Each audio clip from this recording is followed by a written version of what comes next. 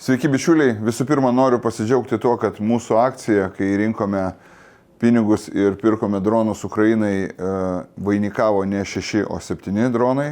Ir dronai jau yra nuvažiavę į Ukrainą, laukia, kol Ukrainos kariai paims. Ir galbūt netgi tuo metu, kai jūs žiūrėsite šį video, jie jau atliks savo darbą. Kitas dalykas, šiandien turėsiu nuostabų žmogų, su kuriuo jau daugiau negu 20 metų einam koja į koją, bet niekaip nerandam laiko pasikalbėti. Tai DJ Mamanė šiandien svečiuose, bus geras video. Gerą dieną, bičiuliai. Ačiū labai, kad esate su mumis Contribui platformoje. Tęsiu tą mūsų tokio alternatyvaus ir populiaraus pasaulio įžymių žmonių susipažinimo misiją. Ir šiandien svečiuose turim Artūrą. Galvoju, kokia įžymybė čia. Jo, tik tuo čia bum atsidaro duris, o pasirodo įžymybė jau sėdi. Kartu Artūras, su kuriuo koja į koją, nežinau, mes jau virš 20 metų, jau arti 300 metų einam, bet kuo žmonės yra arčiau, tuo žmonės mažiau laiko randa paprastam geram pasikalbėjimui. Nežinau, paskutinį kartą mes turbūt prie alaus ir prie kavos kalbėjom kokiam nors Londono kaviniai, arba, turbūt, kad... Prieš pandemiją. Prieš pandemiją. Ne, Norvegijai. Norvegijai prieš metus su pusę. Bet... Okay. Džiaugiuosi, kad ne kalnuose, kur nors į kur mes ten buvom Prancūzijai. Kodėl, bet galėtų būti visai smagu vėl patirti. Šiaip šakės, kaip norėjau šiais metais irgi kartu prisijungti, važiuoti į kalnus, bet statybų reikalai manęs, supainiojo viską. Labai tikiuosi, kad kiti metai bus kitokie ir kiti metai bus ir taikos metai ir tie metai, kai galėsim pasidžiaugti. Labai norėčiau kartu nuvažiuoti į kalnus ir gauti iš tamstos pamokų apie tai, kaip reikia su snowboardu nusileisti bent jau nuo žalios trasos, žinai. Nors tave, aišku, tau gal ten ta žalia trasa, tai nelabai. Ne, iškart sakau, lengviau tau bus iškart ant raudonos stotis ir pamažu mokytis tenais. Čia snieglenčių tokia subtilybė, tie, kas nežino. Tai iš esmės daug kas galvoja, kad varlinikė yra tai paprastai lengvai čiuožti. Tai yra lengviau tiesiog stotis raudonoj trasoj, gal mėlynai, bet šiaip raudonoj ir nuo kalno bandyti. Noriu pasakyti, kad... Eglute. Noriu pasakyti, kad arba tu išgyvensi, arba mirsi. Ne. Čia... Su slidėm yra kitaip, su snieglentėm yra vienaip. Tai kita vertus jo, jeigu galėsim nuvaryti po metų į kalnus, tai manau, tų pamokų tikrai gausi ne tik iš manęs, bet ir iš mano bičiulių draugų, kurie labai skatina visus būtent žiemos sportais užsimti ir leisti savo galbūt savo savaitį 2 nuvykti žiemą į kalnus, tiek sportas, tiek vaizdas, tiek bendravimas su žmonėm. Tai aš manau, tas labai man pačiam žiauriai patinka. Tai, ką žinau, aš pirmą kartą kalnuose prieš beveik 20 metų buvau, jo, tai toks, sakau, dabar galėtų būti visai jubiliejus. Tai gal pradėkim apie ekstremalų sportą. Pirmą kartą gyvenime, dar nepažinodamas tavęs, turėdamas informaciją ir norėdamas, kad mūsų ten saviveikliniai repo grupiai būtų didžėjus, nuėjau pasižiūrėti DJ Mamanios į Kalnų parką. Ir tu buvai toks vaikinukas, dar labai jaunas vaikinukas, kuris jau vedė renginius Kalnų parke ir tai buvo riedutininkai berods. Riedučių ir riedlenčių šventė, vadindavosi kažkas panašaus, bet jo, X klubas jau tuomet, jau po tokiu pavadinimu, X klubas organizuodavo Kalnų parke didžiulius renginius ekstremalaus sporto. Ir tai būdavo, tuo metu buvo labai populiarūs riedučiai, aš pats galbūt simpatizavau riedlentėm, bet visą laiką buvau dalimi to viso galbūt judėjimo. Ir taip atsitiko, kad jo, aš nežinau kaip tai atsitiko, bet tiesiog aš buvau patapęs vedėju ir bėgiojau su mikrofonu po visą Kalnų parką ir ten vedžiau varžybas. Vedėjų netampama iš dangaus. Kaip tu susidūrėjai su šiuo pasauliu? Iš esmės, kaip tave pamatė, tu buvai entuziastas, tu nuo didžiausio kalno buvai nuvažiavęs su riedlente ir dėl to? Mes važinėdavom buvo kelios vietos Vilniuje, kur mes važinėdavomės ir galbūt tuo metu, kai riedučiai labai išpopuliarėjo, čia buvo kokie 96-97 metai ir Sereikiškių parke atsirado rampa, tenais prie pat tos rampos netgi prisimenu, tie, kas žinot, Vilniuje yra Zapos paminklas, ten yra toks gražus grafiti padarytas, būtent panašių laikotarpių. Tai ir prie tos rampos buvo nupaišytas labai gražus to paties autoriaus grafiti piešinys ir tenais mes būriuodavomės ir aš nežinau, chebra važinėdavo su riedučiais, aš kažkokį laiko tarpą irgi ir mes susipažinom su visą tą chebrą. Aišku, aš pažinau kai kurios seniau ir tiesiog iš to būmo, iš populiarumo atsirado poreikis kažkokiam varžybom, kažkokiam renginiui. Kalnų parke X klubo Hebras organizavo, kadangi aš buvau šalia. Pirmais kartais nešvedžiau tą renginį. Man atrodo, buvo toksai Dainius, taip pat žinomas kaip DJ Dūnė. Jisai vedė ir tam tikrų momentų, man atrodo, jisai galbūt negalėjo renginio vesti ir aš atsiradau jo vietoj, kadangi pats galbūt kažkiek prieš tai ten stovyklose ar sanatorijose man tekdavo vesti kažkokius tai renginiukus ir panašiai. Sanatorija buvo vienas bairis, aš vedžiau kažkokį, mūsų skyriuje padarėm kažkokį renginuką, aš vedžiau ir iš kitos skyriaus buvo atėję netgi pažiūrėti atėjusios ten slaugytojos, seselės. Ir sako, o tu žinai, sako, va, prieš 10 metų kitame pas mus skyriuje Arūnas Valinskas, lygiai taip pat kaip tu, tik dar šaukštą paėmęs, vedė renginius. Tai buvo toks labai juokingas prisiminimas, kad tie buvo pirmi vedimai būtent tenais. Bet tai buvo iš poreikio, nes niekas kitas to negalėjo galbūt padaryti ir išmokau tokio amato. Tai, kad žmonės galėtų su tavim susipažinti arčiau. Didžioji dalis klausytojų žino tave kaip muzikantą, kaip vieną garsiausių Lietuvos didžėjų, turbūt profesionaliausią Lietuvos didžėjų, GNG sindikato veikla, Freestarsų dabar veikla, Gatvės lygos veikla, radijoje dar kažkur tai, bet visa tai prasidėjo nuo ko? Ta prasme, Artūras Mackevičius. Tai prasidėjo nuo to, kad aš turėjau keletą kasečių, visą laiką kažkaip, kiek save pamenu, visą laiką domėjausi tą muziką ir norėjusi, ją kažkaip, visi bandėm ją kaupti, kiek išgalėdami. Tai dar buvo Sovietų Sąjungos laikai ir tiesiog tėvai man davė vieną kasetę, po to galbūt dvi, kurias aš galėdavau rašinėti savo patinkančias dainas, ką aš galėjau gauti tuo metu. Ir tam tikrų momentų, tai čia buvo berods kokie 92-3 metai, kai jau tų kasečių buvo daugiau ir aš būdavau ten ar vasaros stovyklose, arba kaip pusę savo paauglystės praleidau sanatorijoje, būtent dėl sveikatos reikalų.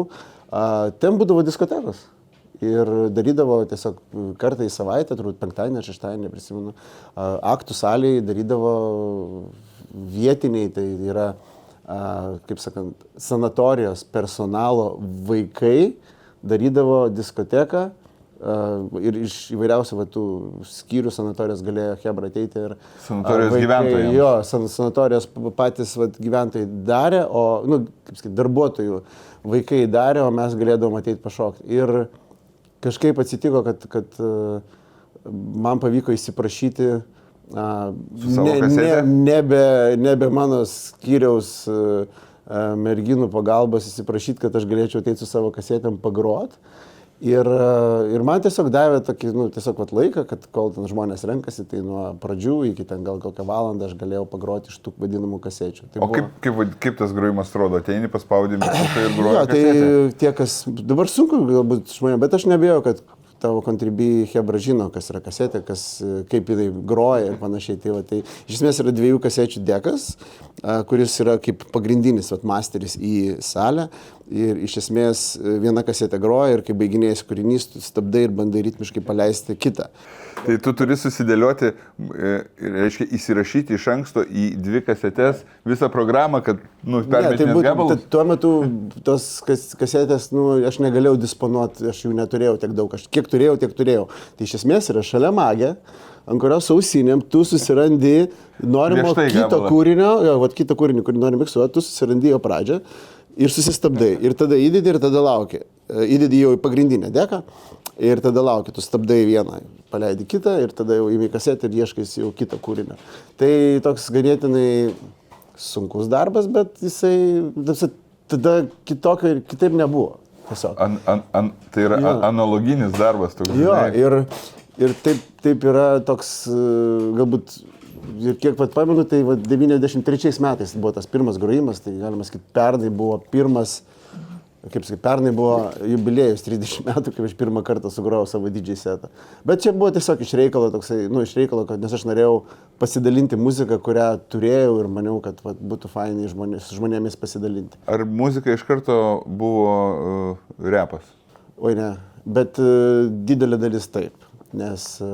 Mano skyriui buvo draugelis, toks Igoris iš Panevėžio, jo brolis jam vis atveždavo kasetės, kai lankydavo sanatorijoje, tai arba atsiųsdavo per tėvus, tai kaip pamenu buvo Snoop Doggo pirmas albumas atsiradęs kaip tik, bet čia aišku vėliau, čia buvo 94 metai, 24 gavome, bet tą, ką aš grojau, prisimenu, buvo Jazzy Jeff and the Fresh Prince gabalas, tai įsiminė būtent tokie repo gabalai. Bet tai buvo 50-50, nes vis tiek dažnu atveju tai būdavo pop muzika, tokie kaip Culture Beat arba 24/7, tokios grupės, kurios būdavo, tuo metu buvo MTV ir Viva kanalų čartuose. Iš esmės tuo metu ta visa užgimusi hip-hopo kultūra pradėjo dominuoti ir populiarios muzikos kanaluose, ne? Tai būtent jo, ta auksinė, kaip sako, hip-hopo era, jinai ir jau tada užiminėjo kažkaip tokias pirmasias pozicijas, pradėjo patekti į čartų, tarkim, topus ir panašiai. Ir MTV, aš manau, kanalas labai prie to prisidėjo. Ypač, kad turėjo savo atskirą tokią laidą apie hip-hopą, jau MTV Raps, kur būdavo naktimis ir reikėdavo laukti ir po to eiti nemiegojus į pamokas, bet būdavo ką po to pasipasakot su draugais mokykloje, kad matėm Wu-Tangus, žinai, matėm ten Group Home naują klipą ir ten, taip būdavo domėjimasi, nes kitokio informacinio srauto mes neturėjome. Vieni žmonės taip ir lieka muzikos klausytojai visą gyvenimą, kiti žmonės tampa tos muzikos ir kultūros dalimi. Kaip tu sugalvoji, kad tu būsi didžėjus ir kodėl didžėjus? Nes, galėjai būti puikiai, galėjai būti ir MC, galėjai būti breiko šokėjas, galėjai būti grafiti paišytojas, profesionaliai turiu omeny. Galbūt tu prie visko prisilietei, tai papasako kaip. Tai prie visko ir prisiliečiau ir tas galbūt ilgainiui ir gavosi, kad galbūt man labiausiai patraukė didžėjavimas pats, nes aš puikiai prisimenu, kad 98 metais, kai aš nuėjau Vokietijai, būdamas į koncertą ir aš visą laiką įsivaizdavau, kad koncertas turi būti būgnai, gitaros, klavišai, ten aišku būtinai ten saksofonas, nes tada norėdavosi, ir toksai toks šiek tiek galbūt, kaip sakyto, funky, džiazo, galbūt šiek tiek roko. Aš taip įsivaizduodavau koncertus, kad bet kuri grupė, kuri groja, turi turėti tokius instrumentus ant scenos. Ir aš 98 gegužės mėnesį Vokietijai būdamas nuvariau koncertą. Tai buvo grupės Gang Starr koncertas ir jos dar apšildė ten ir tokios grupės kaip Das FX ir MOP. Ir man čia toks buvo ganėtinai didelis šokas, nes aš ateinu į salę ir aš matau, kad nėra jokių instrumentų. Yra tiesiog stovi toks pakilas stalas, ten yra 2 patefonai ir viskas, ateina didžėjus, uždeda plokštelę, 2000 žmonių visi ošia. Ir man buvo toks, kad galim ir taip, okei. Tai ir buvo toksai galbūt noras, tada buvo galbūt toks pastumėjimas, kad aš visai galėčiau tai daryti lygiai taip pat ir galbūt neblogiau. Ir mačiau galbūt save tokiam amplua. Aš kitą dieną nuvykau ar ten po 2 dienų nuvykau į parduotuvę ir nusipirkau savo Gang Starro plokštelę kaip tokį naują startą. Tokį paprastą tarybinį, su kurio nelabai ką aš galėčiau padaryti techniškai, bet grot plokštelės aš galėjau, namie turėjau tokį. Tai kita vertus, mano draugas turėjo patefonus jau tuo metu ir mes galėdavom pasinamie henginti ir pasigrot, ką norėjau. Tai toks buvo patraukę, nors ir, kaip ir sakai, grafiti, breikas, pasrepavimas, visa tai buvo paliesta, visa tai buvo pabandyta, visa tai buvo fainai, bet kažkaip didžiavimas, muzika ir turbūt tas nuo vaikystės kolekcionavimas muzikos, jisai ir, manau, laimėjo šiuo atveju. Laimėjo, kad tu esi DJ mamanė, taip? Kad tu esi DJ. Kad aš esu DJ, jo. Jo, šiais laikais tas DJ, tapti DJ-jum gal yra šiek tiek lengviau, kaip ir viską daryti, yra šiek tiek lengviau, nes pasaulis nuėjo į priekį, yra krūvos technologijų, krūvos dalykų, krūvos mokytojų galų gale, YouTube'as, tas pats internetas, iš kurio tu gali mokytis. Ir kaip tu gavai pirmasias pamokas, nes įsivaizduoju, net neįsivaizduoju iš tikrųjų, iš kur tu galėjai išmokti triukų, ruoštis tiem visi, nežinau, varžybom vėliau, arba ten mokytis tą muziką suleisti vieną. Pradžiai būdavo noras galbūt atkartoti tą, ką mes girdėdavom šituose albumuose, ką mes klausydavom, ar ne? Tai įsivaizduoju, kad tu girdi skrečio garsą ir tu vat, bandai padaryti tą patį su patefonu ir ten kažkokį mikščių, ką tuo metu mano draugai turėjo. Tai va, ten būdavo labai paprasti, ten dabar atrodytų neįmanoma grot būtų su tais patefonais, su tą įrangą, bet tuo metu mes ką turėjom, tuo ir naudojamės. Ir video buvo, mes prisimenu, tai čia gal šiek tiek vėliau, kažkas iš lietuvių buvo Italijai ir netyčia pateko į didžėjų čempionatą ir jie turėjo kamerą ir jie vos ne pusę to čempionato nufilmavo ekraną, kuris rodė žmonėm, kurie sėdi salėje, kad žmonės matytų, ką didžėjus daro, nes jisai ganėtinai gali būti toli ant scenos, tai būdavo ekranas, ir jie tiesiog nufilmavo tą ekraną. Ir ta kasetė atsirado pas mus tiesiog tarp draugų. Tai buvo, ir kiek pamenu, Justas Frešas turėjo po to DJ Vinilas, irgi tavo vienas pirmų kolegų muzika, kaip suprantu, ir didžėjus. Dar keletą. Ir mes tą kasetę dalinomės, persirašinėdavom ir tai būdavo, mes matydavom, ką galima padaryti.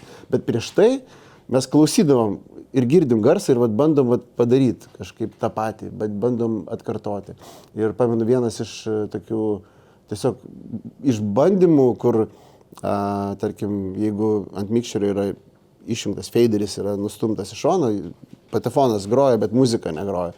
Ir tu tą faderį junginėjai į vidurį, tada pradeda grot. Ir mes pradėjom bandyti jį tiesiog įjunginėti, išjunginėti. Taip, ir pradėjom bandyti plokštelę atgal atsukinėti. Ir gaudavosi toksai garsas, taip. Ir jisai pats skrečas vadinasi Transformeris.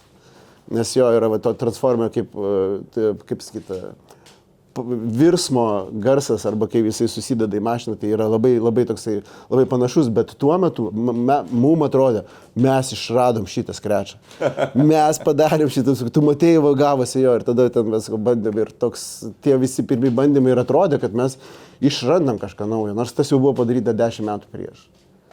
Man taip su street artu buvo, kad sugalvoju kokią nors kietą mintį, kad užrašyti ant sienų, arba ten paveiksliuką, kažkokią socialinį. Ir galvoju, čia aš sugalvojau, o paskui pasižiūri, kad Banksy ar kas nors jau, kažką panašaus, arba apie tą patį buvo padaręs prieš keletą metų. Kažkada apie kalnus kažnekėjom, tai kalnuose mes keltuvu kilom ir kažką mes pavalgėm, aš išsitepiau ir aš apsilaižiau pirštus ir taip aš pagalvojau, angliškai yra labai geras išsiriškimas. Finger licking good. Finger licking good. Koks geras būtų įrašų labelo pavadinimas. Finger licking good, žinai, Taip. Ir po to grįžau, pasirodo, yra ir labelas, ir visai populiarus, ir pasirodo jį, kaip sakant, jis priklausė vienam iš mano labai patinkančių didžėjų žodžių, bet taip yra, šiam pasaulyje atrodo dabar viskas jau sukurta.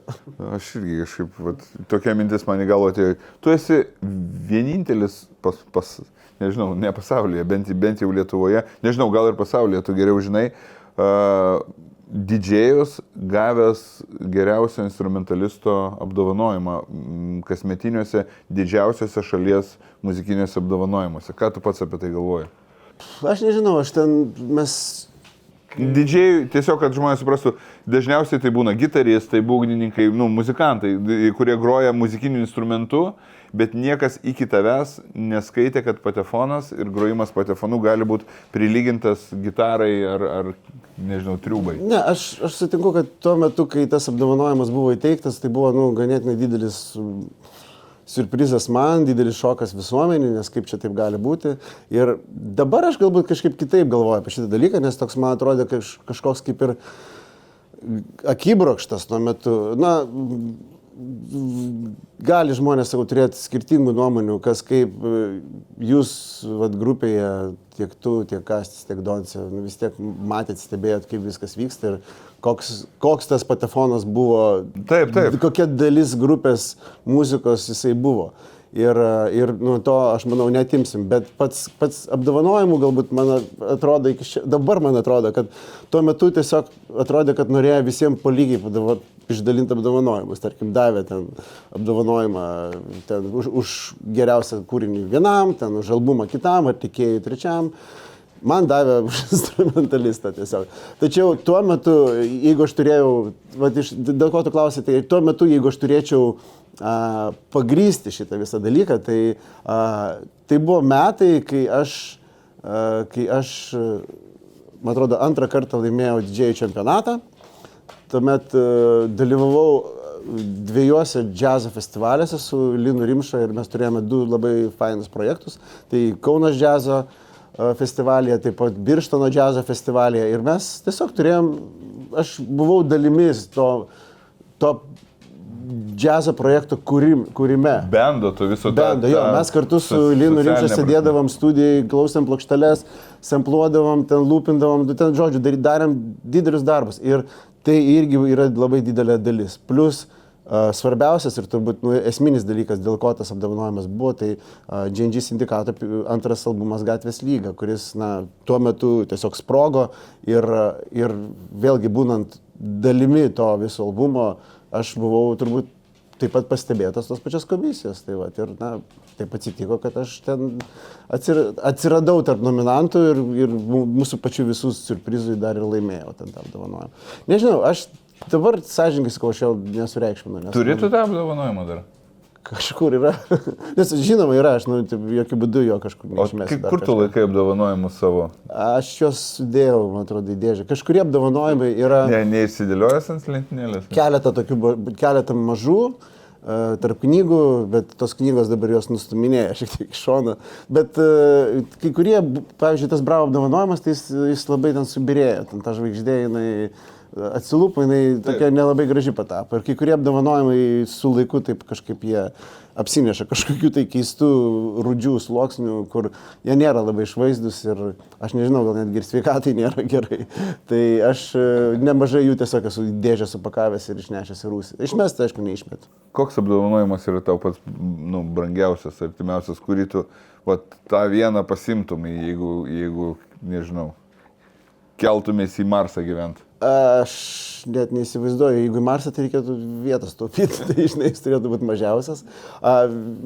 Vienas iš turbūt mūsų, jis man turbūt patinka, nes mes buvom gavę apdovanojimą už metų klipą, tai buvo muzika, kuris augo.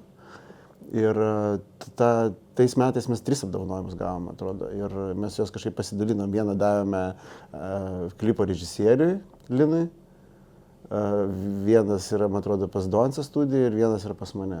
Aš nepamenu ten, už kokią nominaciją pas mane yra, bet jisai yra toksai, toks, sakyčiau, visai toks ateiviškas Tango TV apdovanojimas. Tai va, ir jisai iki šiol stovi pas mane, jisai ir atrodo fainai ir man galbūt jį būtų fainiausiai pasimti, jo lab, kad tai buvo 2005 metai, kai mes gavom apdovanojimą, 5 metų berods ruduo. Ir kažkaip man tas labai įsiminė. Ir tai buvo metai, kai aš pereidinėjau iš plokštelių į tą skaitmeninę epochą, galima taip sakyti, nes tada atsirado toks naujas renginys, dabar jisai vadinasi Serato. Tada aš jau pradėjau koncertuose naudoti, važinėti su kompiuteriu ir groti su tą naują įrangą, kuri leido mums groti mūsų visus instrumentalus, improvizuoti dar labiau. Ir čia tokie, galima sakyti, kritiniai metai, kur apdovanojimas tą pažymį, kur aplink jį aš daug ką prisimenu. Tai. Daugelis žmonių įpratę dirbti, sakykime, kažkokia tai sistema, negroti tik tai patefonais, tik tai vinilais. Atsiranda Serato, kuris, reiškia, arba ten atsiranda kompaktų įrašais grojimo būdas. Ar tu esi šiaip toks konservatorius, ortodoksas labiau, ar labiausiai mėgsti sekti naujienas ir jas išbandyti? Nes, žinai, tie konservatyvesni, jie paskui labai kritiškai iš pradžių žiūri į visas naujoves. 50-50, nes man tas galbūt tas naujovės buvo naudingos mums kaip grupiai, kad mes galėjom groti visą mūsų muziką, ne tik iš samplerio, bet ir manipuliuoti ją kaip tikrom plokštelėm. Tai buvo toks poreikis, nes buvo galimybės, labai didelės galimybės, bent jau aš mačiau didelį potencialą, bet po to aš vis tiek kažkaip tas plokšteles visą laiką pirkdavau. Man tas plokštelės formatas ir turėjimas, kolekcionavimas, jisai niekur labai nedingo, žinai. Tiesiog anksčiau tas plokštelės aš pirkdavau, kad grotės, ar ne, vakarėliuose. Taip. O vėliau atsirado toks poreikis, kad aš noriu turėti albumą plokštelę. Tiesiog turėti. Turėti, jo. Daug plokštelių namuose yra, kurių tu nesi nė kartą užsidėjęs. Aš turiu visą skyrių, va tiek va, plokštelių, kurios yra dar net neatidarytos. Ir aš, kaip sakyti, tai gali skambėti keistai, bet aš žinau bent keletą žmonių, kurie lygiai taip pat turi panašiai. Ir jie laukia to momento, kur bus nuotaika paklausyti tam tikrą iš jų. Bet čia yra toks snobiškumas tam tikra prasme. Gerąją prasme. Tai visiškai, tai aš nematau tame nieko blogo, bet aš savo nemeluoju, pas mane yra vat, jų kokių vat, 40, kurios dar nėra net atidarytas. Ir jos yra atidaromos, tarkim, kartą į savaitę. Ne? Vat viena plokštelė, viena arba dvi yra ištraukiamas, nes yra tam tikra nuotaika, būtų labai fainai tą albumą paklausyti. Tai va, tai ir jos yra tam skyriui, tada, kai ją paklausau, jau dedu pagal savo tą abėcėlę, kur tos plokštelės spintoj guli. Tai va, tai toks paprastas, kaip pasakyt, ritualas, bet, iki šiol, sakau, tos plokštelės turi žavesio. Plius, mes dar turime dulkėtų blynų renginį. Pavyzdžiui, su DJ Sviksu mes darome renginius, kur mes įsipareigoję esam groti tik tas vinilinės plokštelės. Jokių kompų, nieko. Tiesiog tik vinilinės plokštelės. Ir tas vėlgi dar labiau leidžia mums palaikyti tą dvasią galbūt plokštelių pirkimo, kolekcionavimo ir plus dar grojimo vakarėliuose. O tokie dinozaurai kaip tu ir Sviksas, jūs vieninteliai, kurie gebat groti grinai iš plokštelių? O ne. Yra kas moka dar? Iki šiol yra nemažai. Aišku, yra labai faina techno muzikos bendruomenė, kur, pavyzdžiui, kauniečiai, aš manau, tiek Pakas, tiek Raucas, jie groja iš plokštelių. Nemažai jų yra, kurie groja tas plokšteles. Tai va, tų didžėjų, kurie groja plokštelėmis, jų yra nemažai, bet kitu atveju, jeigu pažiūrėsiu, jų nėra daug. Šiais laikais, kai yra visas skaitmeninės visas galimybės turėti tiesiog USB kišeniai, ateiti ir groti, tai aš manau, tai duoda... Bet tai yra muzikos entuziastų silpnumas kažkoks tai, nes, žiūrėk, galimybių tik daugiau atsiranda, ne? Tu daryk ten, eksperimentuok, mokykis, bukėtas, dar kažkas tai ir nėra jaunų, iš vis naujokų, smalsių, išmokti tas archaiškas technikas ir groti, nežinau, kietai tas old schoolas toksai, ir kaip čia pavadinti. Pas mus nėra, bet tarkim, jeigu žiūrėti vakarus, Europą arba Ameriką, ten tų tokių žmonių norinčių išmokti ten tokių galbūt konservatyvių metodų miksavimo ir panašiai, bet kita vertus galbūt ir tas naujas technologijas panaudot, jų yra.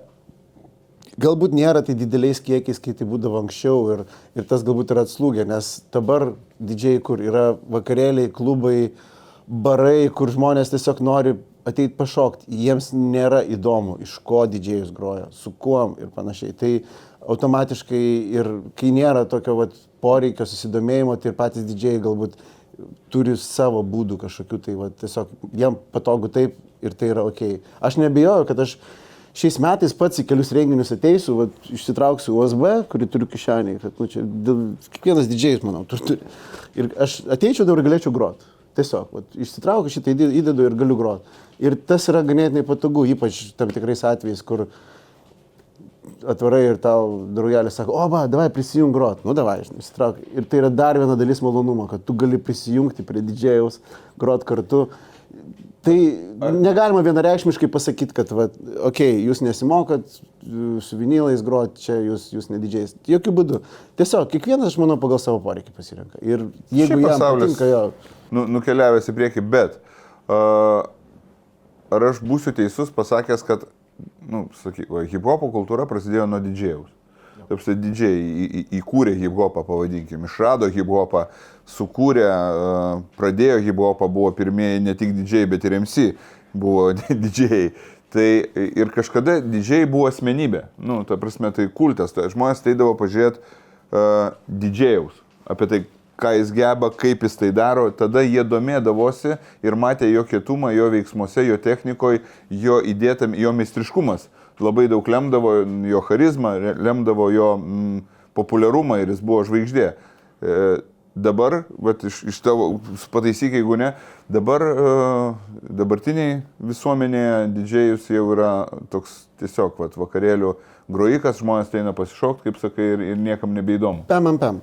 Nes jeigu paimti, aš imu Vilniaus galbūt pavyzdį, kad jeigu paimti Vilniaus gatvę, Vilniaus gatvėje, kur tiesiog yra tokias vietos kaip Bardakas, sanatorija, materialistė, žmonės besirenkantis tose vietose, kur yra muzika yra labai didelė ir stipri dalis, žmonės besirenkantis ten, jie nežino, kas groja tenais. Jie žino, kad jie ateis ten ir gaus tą muziką, kuri ten groja. Ir jie žino, ko ten ateina. Didžėjai groja ir dažnu atveju tiesiog, manau, 99% kartais gali nežinoti, kas groja tenais. Tačiau yra kita pusė. Yra didžiuliai elektroninės muzikos renginiai, kur žmonės būtent eina dėl tų pačių didžėjų, dėl tų pačių asmenybių, kaip tu sakai, kurios groja. Paimkim, pavyzdžiui, didžėjų mūsų buvusi kolega iš radijos Manfredą, kuris šiuo metu jisai riboja savo grojimus Lietuvoje, kad išlikti dar galbūt, kaip sakyt, norimam klausyti, jisai negroja kiekvieną savaitgalį, jisai, kiek man teko su bendrauti, jis turi tokį požiūrį, kad jeigu aš per dažnai grosiu, aš galbūt jau nusibosiu, ar dar kažkaip. Nežinau jo tikrų galbūt ketinimų, bet jisai pats riboja save, ne? O žmonės į jo grojimus eina, kaip ir sakai, kaip į kulto apeigas kažkokias.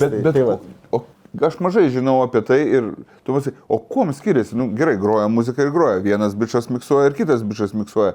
Muzika iš esmės yra muzika. Tai iš ko susideda tas kultas? Kaip atsiranda žvaigždė? Tai tokios vienos formulės negalima, manau, išrasti, kad dabar kas nors darys tą patį ir taip padarys. Kaip ir minėjai, yra charizma didžėjaus, yra jo muzikinis skonis, plus jo gebėjimas galbūt savo mėgstamą muziką arba kažkurią muziką žmonėms perteikti, sugroti. Nes yra labai daug faktorių, bet iš to, kad tu klausi, aš manau, tai toks galbūt ilgametis įdirbis ir kartais kažkiek sėkmės, kad būtent atsirasti tam tikroje vietoje, tam tikrų laikų. Aš nežinau, reikėtų galbūt imti kiekvieną didžėjų, iš tų kultinių didžėjų imti ir atskirai kiekvieną analizuoti ir jų kiekvieno populiarumo, išpopuliarėjimo kriterijai kiekvieno bus skirtingi. Negalima pasakyti, kad jisai darė tą ir jis dėl to taip tapo, dėl to, kad laikėsi kažkokį. Ne, dažnu atveju, ir aš manau, dažnu atveju tai yra tiesiog žmonių meilė tam, ką jie daro. Ir, kuri grįžta. Kuri sugrįžta. Ir kai kuriais atvejais jo žmonės besivaikantis populiarumo jo ir pasiekia. Bet jeigu mes žiūrėsime tas kultinės Lietuvos didžėjų asmenybės, galima matyti, kad tai būtent viskas tik dėl to, kad jie myli muziką, jie gyvena tą muziką ir ne kitaip. Tu esi laimėjęs 3 kartus Lietuvos DMC čempionatą. Na, čia toks Lietuvos didžėjų čempionatas, galbūt lengviau pavadinti, nes tuo metu buvo didžėjai, kurie grojo ne tik tokių stiliumi kaip ir aš. Tai. Jo, ką tu papasakok apie tas varžybas, apie savo laimėjimus, nes aš atsimenu, tavo pirmieji, tu kaip nugalėtojas gavai patefoną, kiekvieną kartą. Ja. Ir tai ir buvo tavo patefonai, kuriuos tu turėjai gyvenime. Ar tu buvai, kaip sakant, tu savo patefonus laimėjai, tapdamas čempionu. Toks paradoksas, jo, ir aš kartais labai, kaip sakyti, juokinga prisiminti, nes aš pirmą čempionatą laimėjau neturėdamas namie patefoną. Aš turėdavau skolintis, kad galėčiau pasiruošti tam didžėjų čempionatą. Aš pasakysiu vaikinam, kurie šaudymo varžybam ruošiasi, kad nebūtina turėti šautuvą. Na, ja, tai čia tokia savo subtilybė keista, bet taip ir buvo, kad aš gavau savo pirmą patefoną, po to man pavyko berods tą pačią vasarą nusipirkti mikšerį ir tada po metų dar gauti patefoną. Tai aš antrą patefoną metus skolindavausi iš draugų, kad galėčiau, tarkim, renginiuose, koncertuose groti ir panašiai. Antro patefono reikiamumas buvo tavo inspiracija ir motyvacija laimėti antrą DMC čempionatą tavo gyvenime. Aš dar tada prisimenu, yra toks posakis, man atrodo, ir tiek su muzikiniais albumais, su įvairiais darbais. Pirmą yra lengva, tu pirmą albumą darai visą gyvenimą. Kai antrą darai, tada ir atsiranda, matai, jau tada pasimato tavo talentas, tavo tavo vat, progresas galbūt kažkoks. Tai aš manau, šiuo atveju buvo panašiai. Aš turėjau tam tikrų iliuzijų, kad aš noriu tobulėti ir tas patefonas irgi taip pat yra gera paskata, bet turbūt daugiausiai išgyvenimų turėjęs čempionatas buvo būtent antras, nes aš galvoju, kad aš jį pralaimėsiu. Kažkodėl aš nepamenu kodėl, bet man taip suveikė mano kažkokia refleksija, kad aš pralaimėsiu. Kas buvo tavo pagrindinis konkurentas? Justas Frešas, tuo metu buvo Too Fresh, dabar jisai turi keletą didžiai pseudonimų. Bet jisai žinomas kaip Justas Fresh, jisai ilgametis toks Monday Jazz, vienas iš vadovų, tai jisai buvo toks jo didžiausias konkurentas ir tam tikrų atveju tas tas varžybas mus netgi sukiršino kažkiek tai. Ir realiai susipykot? Ne, bet mūsų draugai... Jie pykosi, ne? Mūsų, jo ir mano draugai, jie turėdavo, jie kažkiek tai pykdavosi ir ten mano draugai kažkaip mėgdavo jo draugus kažkiek ten patyzinti ir panašiai. Tai buvo. Ir mes niekada su juo taip nesipykom, bet ta konkurencija buvo jaučiama. Kas iš esmės, jeigu pažiūrėti ir pagalvoti, tai yra gerai, kai tu turi konkurencija, tu dar labiau tobulėjai, tu dar turi didesnių kažkokių tai ambicijų ir tas susideda į tokį norą galbūt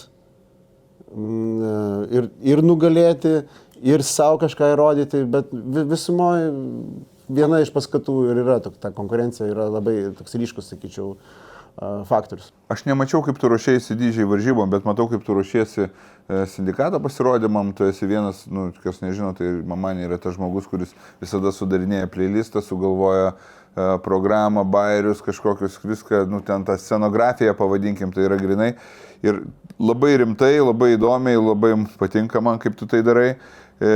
Bet šiaip, sakykime, rimtų renginių arba varžybų akivaizdoje, koks žmogus tu esi, kaip tu į tai žiūri, kaip... Vieni būna labai stresuoja daug, kiti labai kovotojai užsivedę.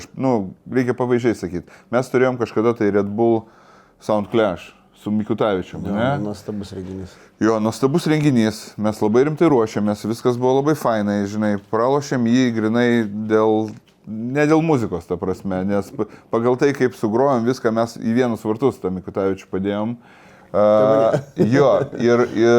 Ir ant galo vis tiek buvo visų, bet tai yra Sound Clash'as, tai yra varžybos, pavadinkime, ne? Ir žmonės balsuoja. Jo, ir žmonės balsuoja, viskas, ten merginos cypia ir ten pusė tekstų, jeigu Mikutavičius nesugeba išmokti, tai kažkodėl vis tiek sugeba tą raundą laimėti.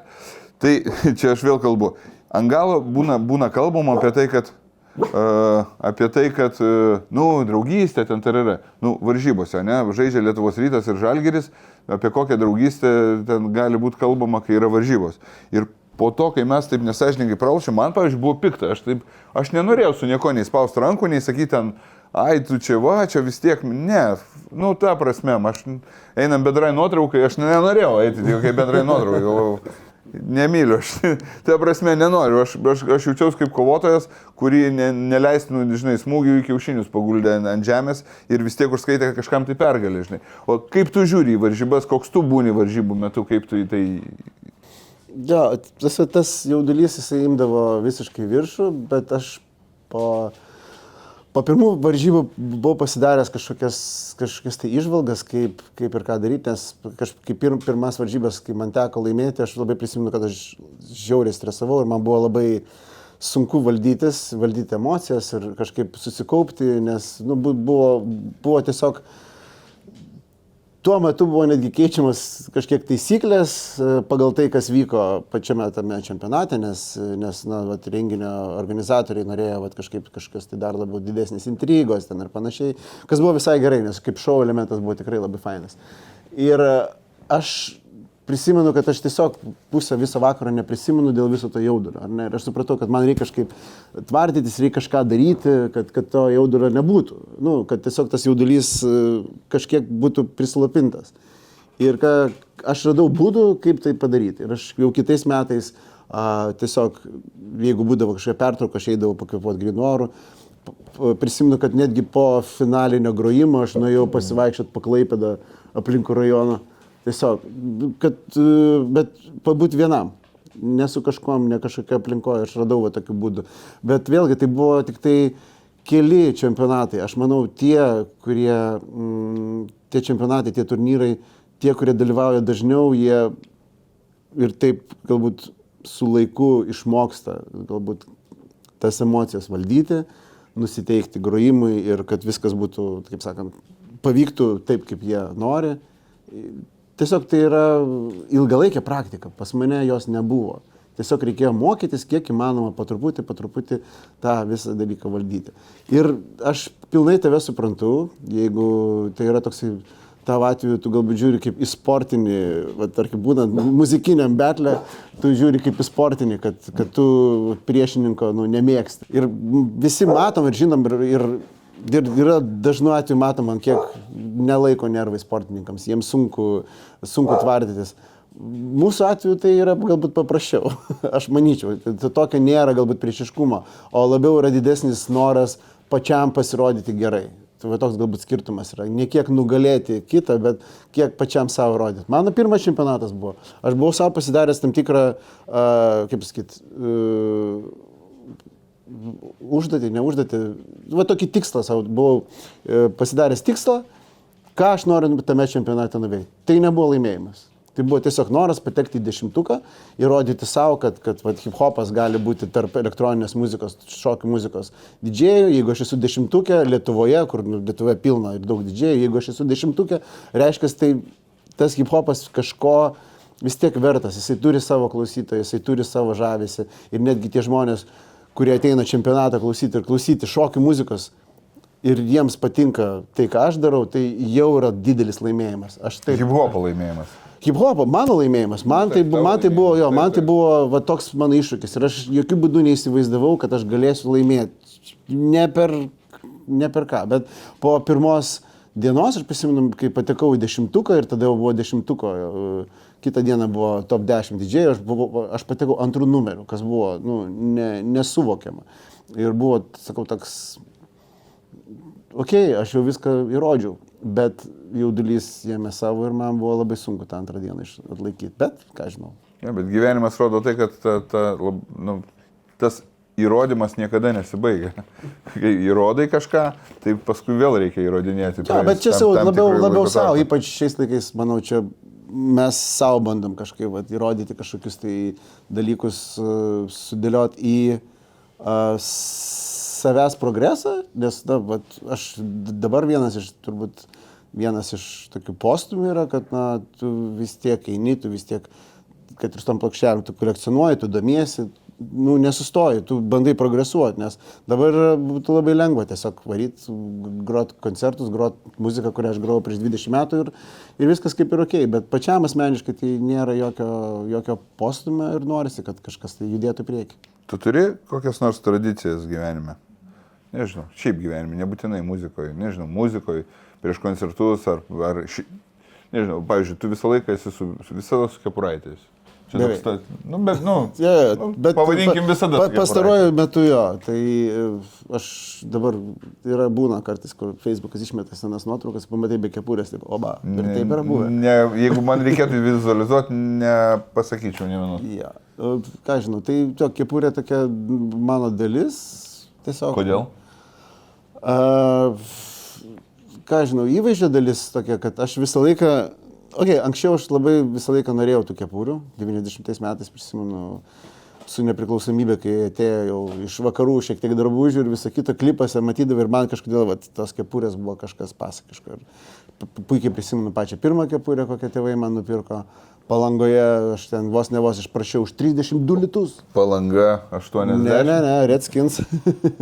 Redskins buvo kepurė ir ilgainiui tai tapo vėliau, tai kai šitos New Eros kepurės, kurias aš nešioju dažniausiai, jos tapo labai tokia didelė mados dalim. Man buvo sunku jos čia įsigyti, nes Lietuvoje jų nebuvo, Europoje jų nelabai buvo. O kad dėl ko, jeigu žiūrovai žiūrės, dėl ko vadina kepurės full capais. Nes esmė jų yra, kad jos yra būtent full, yra apskritas. Tai tarkim tos, kurios yra su užsegimu, jos nevadinama full capais. Bet pas mus, aišku, iki šiol Statoilas ir džipas, tai ir tas netgi su užsegimu kepurės pas mus vadina full capais, nors jos yra vadinamas tiesiog snapbackais.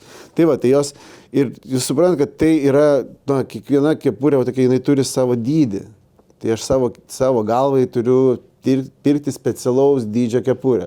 Plus turi žiūrėti, ar jinai tau tinka ir panašiai. Ir pas mus nenueisi parduotuvę ir taip lengvai neišsirinksi. Ir man teko, prisimenu, prašyti draugo Amerikai, gal gali man atsiųsti tokią kepurę. Tai jisai dydį matuoja pagal savo galvą. Ir man atsiunčia, ir jinai yra per maža. O šitų kepurių nei padidinsi, nei pamažinsi. Pamažinti gali sušlapinti ir jos labai susitraukia greitai. Bet ir toks buvo, kaip sakyti, savotiškas straglas. Reikėdavo pasistengti gauti. Ir praėjo keletą metų, kol aš sužinojau savo dydį, kuris daug maž gali, netgi žinant savo dydį, ne visada jis atitinka. Ir praėjo keletą 10 metų, gal kol aš atradau savo tą dydį, ar ne? Ir įsivaizduoju, kad su kepurėm dabar, tarkim, man teko būti New York'e, aš New York'o kepurės ieškojau per 3 parduotuvės. Jos visos turėjo mano dydį. Jos visos New York'o kepurės yra ten vienas labiausiai parduodamų dalykų. Jos visos turėjo ir mano dydį, viskas, bet man netiko, aš užsidedu, netinka. Ir dabar aš galiu sau leisti nueiti ir nusipirkti ne vieną kepurę, nusipirkti 3, 4, bet aš galiu skirti laiko ir tas yra dalis žavesio, kur prieš 20-30 metų aš negalėjau savo nei leisti, nei turėjau galimybių. Dabar aš jas turiu, tai vienas... Kiek turi kepurių? 7. 7. 8. Kur tu jas laikai? Aš turiu... Tu turi namą kepurėm? Aš turiu tokį, mano pusbrolis padarė mano vintoje tokį skyrių, kur išvažiuoja toks į stalčius ir jos yra sudėtos tokiam 3 eilėm, bet jos jau ten nebetelpa, tai aš... Ir jos irgi laukia tavo emocijos. Kaip tu išsirinki kepurę, su kuria šiandien eisi į kiemą? Jeigu aš žinau drabužį, kokį aš noriu rengtis, tai aš automatiškai derinu kepurę pagal tą drabužį. Šią žiemą neretai derinu prie šitų batų. Tai aišku, dabar susiderinę mano marškiniai ir batai, bet mane galima dažnai matyti su ruda kepurė, šiaip neretai. Batai, kėdai, sneakersai vadinamieji, dar yra tavo viena iš aistrų, taip? Sąlyginai, aš galbūt neskiriu tam tiek daug laiko, kiek norėčiau. Aš matau, kad į koncertą, kai tu atvažiuoji, tu į sceną eini ne tais batais, kuriais atvažiuoji su... Taip. Tu atsiveži kažkokią dėžutę, joje būna tie batai, su kuriais tu eini groti. Jo. Kaip tu juos išsirenki, kiek tu jų turi ir Mes, kai varėm dabar paskutinį turą, tai Klaipėdoje, aš Kaune, man atrodo, aš jau žinojau, kaip aš apsirengsiu. Vilniuje ir Kaune aš jau turėjau drabužius, bet Klaipėdoje aš galvojau, gal šiek tiek pasikeisiu, nes galvojau, per turą būtų fainai kiekvienam koncerte atrodyti taip pat, kaip turas, žinai. Bet Klaipėdoje kažkaip aš atsivežiau 2 poras batų, vienas kelnes ir 2 ar 3 poras marškinėlių, tai va, ir aš rinkausi ten vietoj. Bet visumoje aš daugmaž kartais tiesiog nepatingiu pažiūrėti, kaip aš norėčiau koncerte atrodyti ir ką aš išsirenku. Kiek tu turi kėdų? 70 parų, ne? Ne, gal mažiau per pusę. Kažkur per pusę mažiau. Šakės, kaip žinai, jo. Kėdai, kaip sakant, kalbant apie kepurės, jos nesusinešioja taip kaip kėdai. Tai kėdus dažniausiai tenka. Bet kai turi ten 40 porų kėdų, tai jie irgi niekada nesusinešioja turbūt. Nes nevaištai gis tais pačiais. Ne, tai jie susinešioja ir aš jas tenka jas išmesti, bet aš suprantu, kad tu sakai, tas kiekis jis nemažėja, nes tu vis tiek, aš perku daugiau negu jūs sunešioju. Man tai žavi ta tavo tradicija, nes aš kaip į save žiūrėdamas kaip žmogų, 100 metų, ar ta prasme, niekas nemato, kokiais tu kėdais groji, už stalo stovėdamas, bet tu vis tiek kreipi tai dėmesį. Man va tas patinka, nes meistrai visada skiria dėmesį smulkmenai, žinai, ir tugi išbėgi kartais į priekį ir to pakanka, ne? Buvo kažkada, kai aš tam tikrų metų mane rėmė viena parduotuvė ir aš nešiodavau DC batus ir būdavo labai keista daugam pasakyti, kad mane rėmė batais, kurių daugas nemato, nes aš didžiausią laiko praleidžiu už pulto. Tai vat. Tai toks, nu, toks keistas būdas, bet, kaip pasakyti, turbūt vardas duoda savo ir jiems ne tik svarbu, ką aš dėviu už pulto, bet ir kaip ką nešioju kasdienybėje. Tai va, turbūt tas. Šiuolaikinis repas, jo pliusai ir minusai tavo akim žvelgiant. Šiuolaikinis. Jo va, šių dienų repas. Praeitais metais buvo labai mažai jo. Praeitais metais mažai buvo, kuris man patiko. Tarkim, aš kiekvienais metais darau top 10 metų pabaigoje ir jeigu 22 metais beveik visas top 10 buvo hip-hop albumai, rap albumai, tai perdai gal tik tai pusė, gal tik tai 4 iš 10 buvo albumai, kurie man susiklausė, kurie pateko į 10. Jų daugiau yra ir aš klausiau to hip-hopo, bet jo dabar labai mažai. To, kuris man patiktų. Nes jis netrendina, ar jis yra kažko, o kuom jis tau nepatinka? Gerai. Netgi tie atlikėjai, kurie man labai patinka, jie neišleidžia kažką tokio, kas man... Tai kas atsitiko su rap? Aš nežinau, gal tam tikras mados jos jį nukreipia į kitą pusę, kuri man nepatinka. Tie nauji vėjai, aš nesakau, kad tai blogai, bet tiesiog, kad tos naujos mados, tie nauji vėjai nukreipia į kitą pusę, kuri man nėra galbūt žavi, galbūt jinai yra šiek tiek pop, kažkiek primityvesnė, aš nežinau, kaip tiksliau užsireikšti, bet jinai tiesiog man mažiau yra artima. Dėl to aš neretai grįžtu prie senų įrašų, prie senesnių albumų ir ta muzika jinai jo, tokia, ką žinau.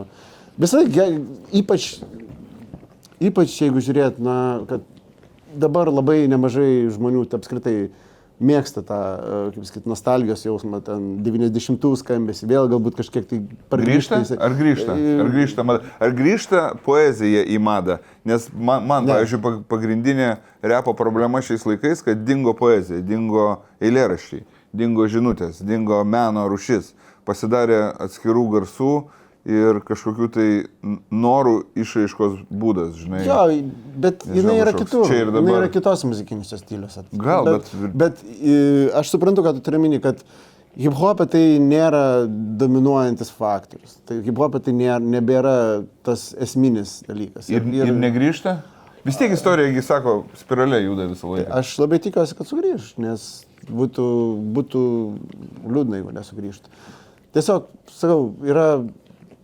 Jo, aš tikiuosi, kad tai yra spiralė, kad dabar yra tam tikras galbūt nuosmukis šiuo atveju, tačiau tos muzikos yra tiek daug ir jeigu pasidomėt, tai tie, kas domisi, jie atranda ir dabar daug gerų puikių albumų, lygiai taip pat ir aš sakau, kad tarp visos tos krūvos, jo, dabar lengviau išleisti.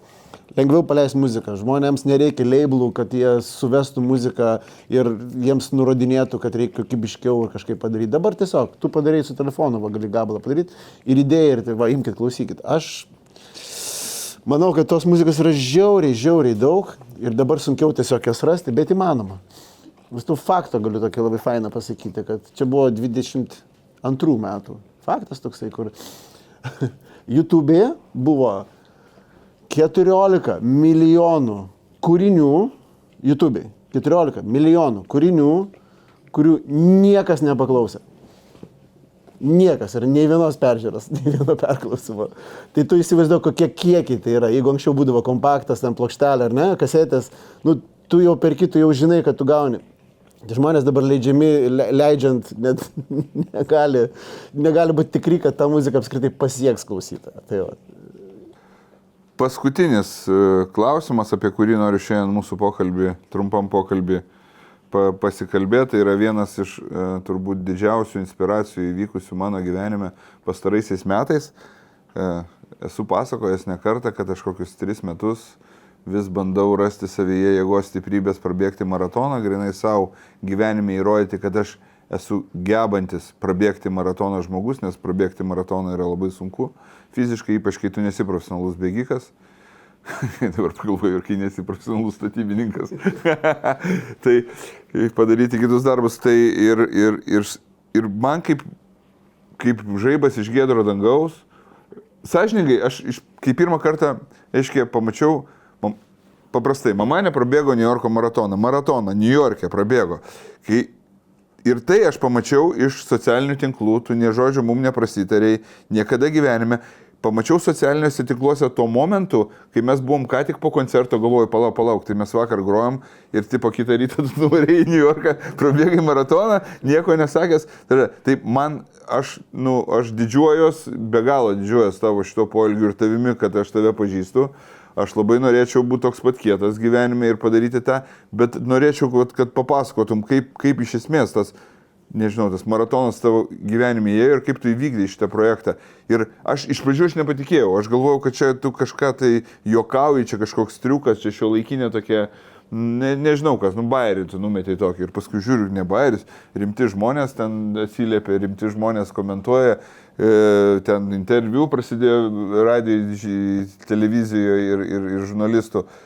Šakės, man tai buvo toksai kažkas įstabaus. Matai, tas bėgimas mano gyvenime atsirado prieš 13 metų, 14. Ir jisai tiesiog iš oro atsirado tik dėl to, kad aš norėjau pabandyti naują įrenginį. Toksai buvo įrenginys, kuris jungiasi čipas į iPodą ir dedasi į batą ir tu bėgi ir tau iPodė sako. iBatas? Jo, į batą įdedi čipą, žinai. Mums dabar lengva, žinai, telefonas tau viską pasako, bet čia prieš 10 metų taip nebuvo. Tai va, ir man būdavo tokia labai faina technologija, aš labai mėgdavau tos iPodus, grotuvėlius, viską ir tada į jį jungdavosi. Vienas čipas į batą dėdavosi, kitas čipas ir tu bėgi ir tau sako, tu prabėgai 1 kilometrą ten per 5 minutės, 35 sekundės. Taip, wow. Tu supranti, kad tavo įrenginys seka, rodo visą kitą, žinai. Žiauriai amazing man buvo ir aš sakau, reikia bėgti toliau, žinai. Ir po to keitėsi technologijos, aš žiūriu, kad man tas bėgimas visai prigijo. Jeigu aš pradžioje ten bėgdavau 1,5–2 kilometrus, žinai, tai žiūriu, kad po 3 metų aš jau ten ir 8 prabėgu, žinai. Ir tiesiog jisai išliko tokia dalimi mano rutinos, nes aš anksčiau labai mėgau sportą, aš labai mėgau futbolą.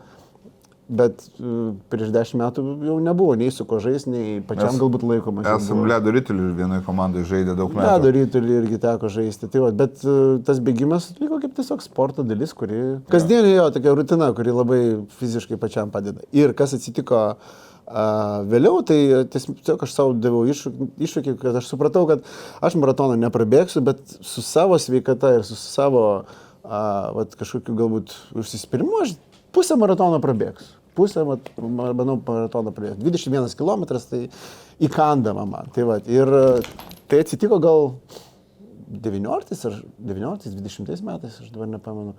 Kai aš prabėgau pirmą kartą tą pusmaratonį ir man nebuvo jokios euforijos. O atrodė, žinai, kaip prabėgi maratoną, ten visi euforiai. Aš galvoju, man su pusmaratoniu bus tas pats ir tas neįvyko ir man buvo labai, labai keista. Aš po to dar kartą įprabėgau po porą savaičių. Vėl kažkaip jokio tokio jausmo. Ir aš jį palikau ir aš tada, kadangi jau bėgau tokias ilgesnės distancijas, man atrodo, po kokio... Tuo metu vienas mūsų draugas Tomas Žilionis, jisai jau turėjo, man atrodo, gavęs bilietą į New Yorko maratoną. Kažkaip sužavėjo mane tą mintis, kaip fainai įsivaro kažkur prabėgo dar į New Yorką patį, nors bėgo kitur. Ir aš pats prisimenu, kad aš bėgau gal 18 kilų. Palauk, aš dabar taip visai nesunkiai jos bėgu, jeigu aš dabar bėgu 18, tai aš dar kartą tiek pat nubėgsiu. Aš nubėgu 18 ir aš dar kartą tiek nubėgsiu, tai jau ten 36, tai dar 6-7 km ir maratonas gautasi. Ir automatiškai aš patikėjau savimi, kad aš galėčiau jį prabėgti.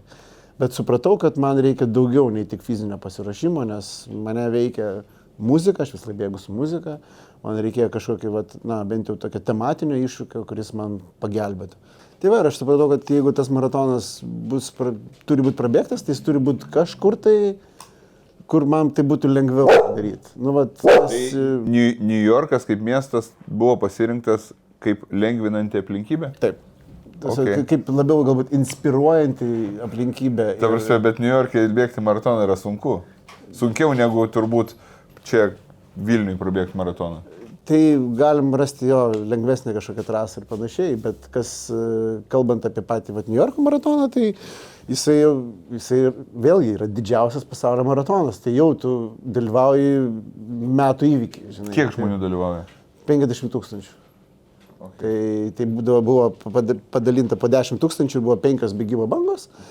Aš buvau 5, nes aš ganėtinai lėtai bėgu ir jo. O 5, paskui 6, 7 pagal lėtumą? Ne, tai pirma yra greičiausia, 2, 3, 4, 5, 5 jau paskutinė, po 10 000 žmonių paleisdavo, tai aš buvau tai paskutiniai, bet jau, kaip sakant, mačiau, kad pavijau 4 bangos žmonės per tą visą maratoną, nes kažkas tenais lėčiau bėgo. Kai tik gavau žinutę, kad aš patekau, nes aš kelis metus bandžiau aplikuoti tą maratoną. O ten nėra taip paprasta patekti? Ne, tai yra loterija, arba tu gali pirktis labdaros bilietą, kuris kainuoja ten 2 ar 3 tūkstančius eurų. Ir tada tau visą tą paketą, tu kaip ir suteiki kažkam sumoki labdarą ir tu gauni bilietą galimybę. Aš nelabai buvau pasiruošęs tokių pinigų mokėti ir aš tiesiog dalyvavau loterijoje ir po kelių metų aš laimėjau. Ir kai gavau tą žinutę, kad aš ten bėgsiu, aš automatiškai... O tu jau buvai pasiruošęs bėgti maratoną, kai gavai? Ne. Okay, ne, čia buvo, kiek liko laiko? Buvo likę 8 mėnesiai. 8 mėnesiai iki to. Tai pirmą, ką aš pradėjau daryti playlistą muzikos, kurią aš klausysiu bėgant per New Yorką. O kadangi New Yorkas yra tiesiog žinomas savo 5 rajonais, iš kiekvieno rajono yra krūva repo grupių ir jie reprezentina visus savo rajonus, aš padariau tokį tiesiog playlistą, paėmęs žemėlapį, trasos žemėlapį, dėliausi pagal laiką, kaip aš bėgu, dėliausi kūrinius, kurie skambėtų būtent tam rajone tų grupių atlikėjų kūriniai, kurie reprezentuoja būtent tos rajonus. Tai pradedant Staten Island Wu-Tangais, keliaujant į Brukliną, tai ten B.I.G., Jay-Z, į Queens atbėgus, tai yra Mobb Deepai, Nasas, į Bronx atbėgus, tai yra KRS-One'as, Grandmaster Flash ir panašiai. Tai toks buvo, sakau, labai man didelis ir svarus faktorius turėti tokį playlistą, nes bėgant, aš pamenu bent jau kokius 3 tokius labai stiprius momentus, kai ta muzika skamba ir aš taip, čia yra tai, kam aš tai dariau. Šitie gabalai skamba būtent dabar taip, kaip jie ir turi skambėti. Ir tai buvo kelis kartus ir aš taip džiaugiausi, kad nepatingėjau tai padaryti. Tai maratoną prabėgus atsirado emocija? O jo. Jo, labai faina, bet jinai, kaip sakyt, nebuvo ta euforija, kur ten aš prabėgu.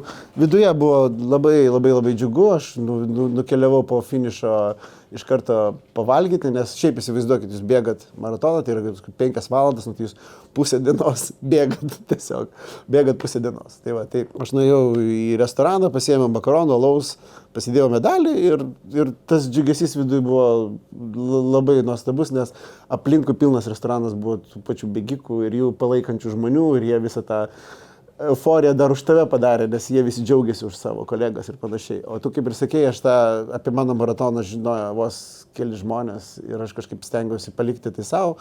Ir kodėl tu nepasakojai? Aš niekada nesidalinau savo sportiniais galbūt pasiekimais kažkokiais ir man niekada nebuvo galbūt poreikio, aš nebijojau, kad yra žmonės, kuriems yra fainai dalintis, tai jiems duoda tam tikros motyvacijos ir jie dar motyvuoja dar daugiau žmonių ir aš manau, tai yra viskas ok, mano atveju aš tiesiog niekada to nedariau ir maniau, kad šiuo atveju irgi. Dar vienas faktorius turbūt yra, kad aš bijau, kad aš neprabėgsiu maratoną.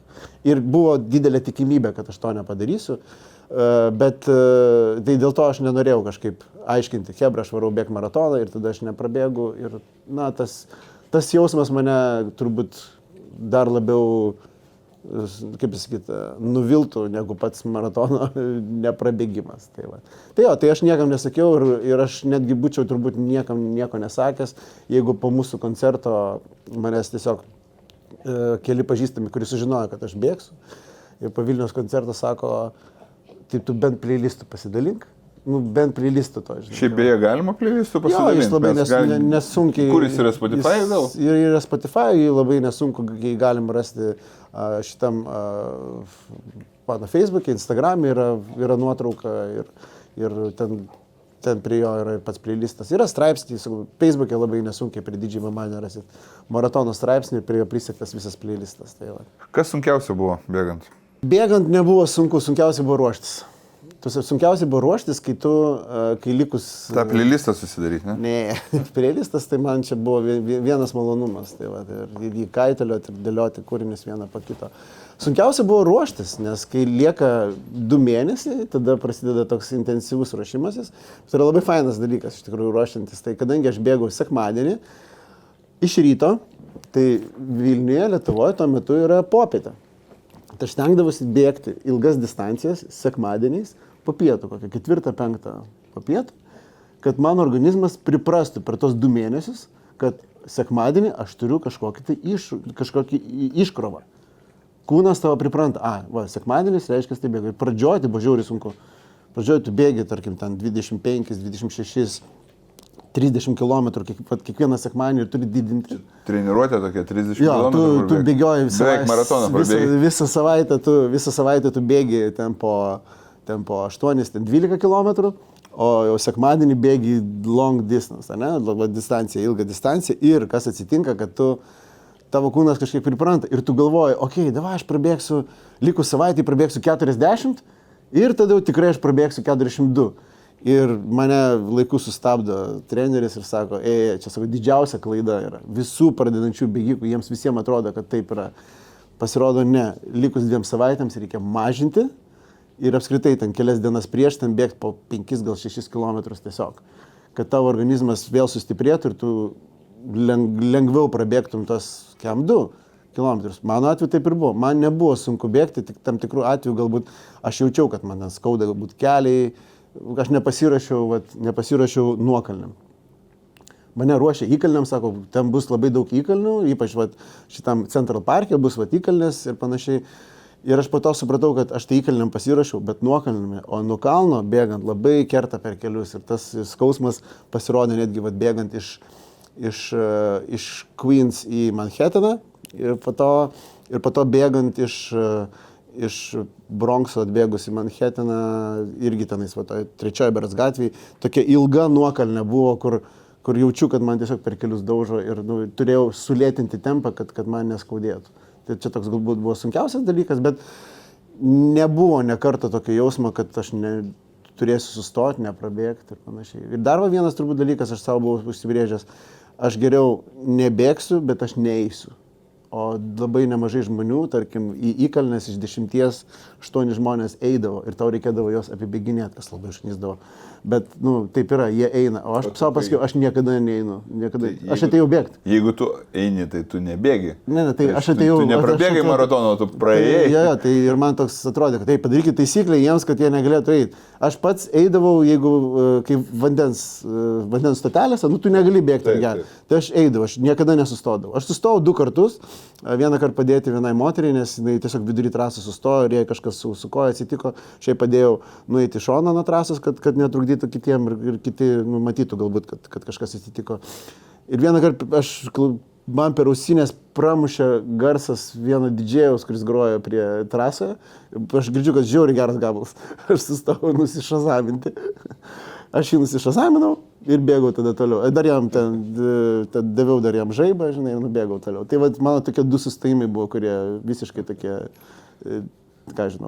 dėsningi, žinai, ypač man kaip muziką mėgstančiam žmogui. Tai Ar turi sekantį iššūkį, kuriam ruošiesi šiuo metu? Kad nebūtų man čia kažkokia tai naujiena. Aš pasidariau tiesiog tokį, bet labai paprasta. Aplink pasaulį apibėgti. Labai paprasta, tai yra prabėgti Vilniaus pusmaratonį šiais metais per mažiau nei 2 valandas. Tada taip, nes šiaip tau prabėgti tą pusmaratonį. Ne, tai čia toksai tai automatiškai man reikės dabar žymiai greitinti, man reikės pagreitinti savo tempą 1 minutę peisą. Kada jisai? Gegužės mėnesį kažką. Tai nereikia dabar per sniegą bėgioti turbūt. Ne, bet aš jau dabar bėgu greitesnių tempų, tai tiem, kas domisi, tai aš dabar bėgu ties 6 minutėm, kilometrą prabėgu ties 6 minutėm. Būna greičiau, būna šiek tiek lėčiau, bet tas vidurkis yra 6 minučių ir aš jo stengiuosi laikytis. Tai noriu padėkoti tau. Tai labai noriu padėkoti už šiandienos pokalbį, noriu padėkoti jums už tai, kad esat ir iki sekančių video. Eikit bėgti.